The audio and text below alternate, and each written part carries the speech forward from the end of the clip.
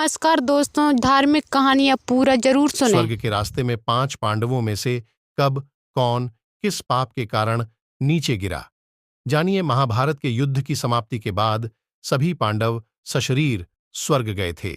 स्वर्ग अर्थात हिमालय के किसी क्षेत्र में जहां इंद्रादि का राज्य था। 5 पांडव अपना राजपाट परीक्षित को सौंपकर जब स्वर्ग की कठिन यात्रा कर रहे थे, तब इस यात्रा में द्रौपदी भी उनके साथ गई थी। सभी चाहते थे कि हम सशरीर स्वर्ग पहुंचें, परंतु रास्ते में कुछ ऐसा घटा कि एक एक करके पांडव नीचे गिरकर मृत्यु को प्राप्त हो गए। यात्रा के दौरान जब पांडव बद्रीनाथ पहुंचे और वहां से आगे बढ़े, तो सरस्वती नदी के उद्गम स्थल पर नदी को पार करना द्रौपदी के लिए कष्टकर हो गया था। ऐसे समय में भीम ने एक बड़ा सा चट्टान उठाकर नदी के बीच में डाल दिया। द्रौपदी ने इस चट्टान पर चलकर सरस्वती नदी को पार किया था। कहते हैं कि माणा गांव में सरस्वती के उद्गम पर आज भी इस चट्टान को देखा जा सकता है। इसे वर्तमान में भीमपुल कहा जाता है। हालांकि महाभारत की कथा अनुसार 5 पांडव, द्रौपदी तथा एक कुत्ता आगे चलने लगे। एक जगह द्रौपदी लड़खड़ाकर गिर पड़ी। द्रौपदी को गिरा देख भीम ने युधिष्ठिर से पूछा कि द्रौपदी ने कभी कोई पाप नहीं किया, तो फिर क्या कारण है कि वह नीचे गिर पड़ी? युधिष्ठिर ने कहा, द्रौपदी हम सभी में अर्जुन को अधिक प्रेम करती थीं, इसलिए उसके साथ ऐसा हुआ। ऐसा कहकर युधिष्ठिर द्रौपदी को देखे बिना ही आगे बढ़ गए।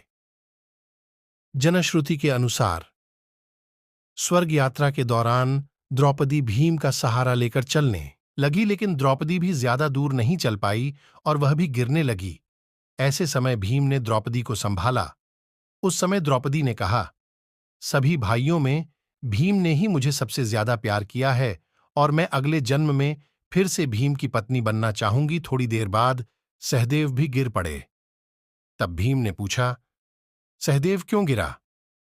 युधिष्ठिर ने कहा, सहदेव किसी को अपने जैसा विद्वान नहीं समझता था, इसी दोष के कारण गिरना पड़ा। कुछ देर बाद नकुल भी गिर पड़े। भीम के पूछने पर युधिष्ठिर ने बताया कि नकुल को अपने रूप पर बहुत अभिमान था, इसलिए आज इसकी यह गति हुई है। थोड़ी देर बाद अर्जुन भी गिर पड़े। युधिष्ठिर ने भीम से कहा, अर्जुन को अपने पराक्रम पर अभिमान था। अर्जुन ने कहा था कि मैं एक ही दिन में शत्रुओं का नाश कर दूंगा, लेकिन ऐसा कर नहीं पाए। अपने अभिमान के कारण ही अर्जुन की आज यह हालत हुई है। ऐसा कहकर युधिष्ठिर आगे बढ़ गए। थोड़ी आगे चलने पर भीम भी गिर गए। तब भीम ने गिरते वक्त युधिष्ठिर से इसका कारण पूछा, तो उन्होंने बताया कि तुम खाते बहुत थे और अपने बल का झूठा प्रदर्शन करते थे, इसलिए तुम्हें आज भूमि पर गिरना पड़ा। यह कहकर युधिष्ठिर आगे चल दिए। केवल वह कुत्ता ही उनके साथ चलता रहा। युधिष्ठिर कुछ ही दूर चले थे कि उन्हें स्वर्ग ले जाने के लिए स्वयं देवराज इंद्र अपना रथ लेकर आ गए।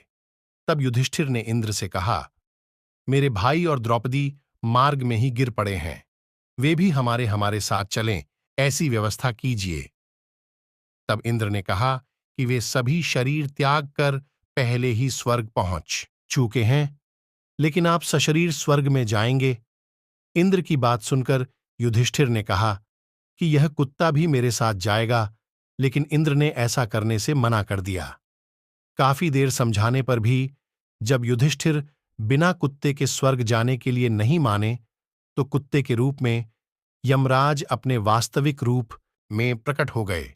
युधिष्ठिर को अपने धर्म में स्थित देखकर यमराज खुश हुए।